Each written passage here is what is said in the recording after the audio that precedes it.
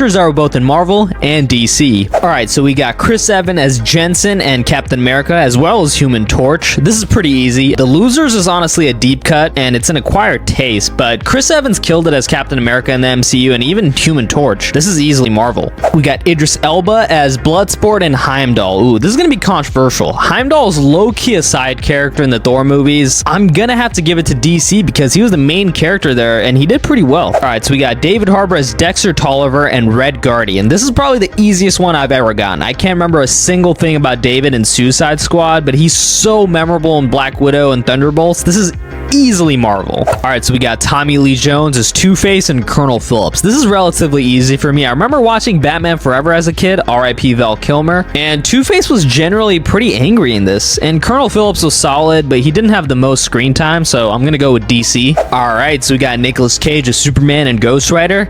There's a little bit of lore on Nicolas and Superman, but the Ghost Rider movies were such a guilty pleasure of mine when I was a kid. I gotta give this to Marvel. This is part 3 of this series. If I missed an actor, then it's probably one of these videos, and if you want to watch the rest, it's linked down below.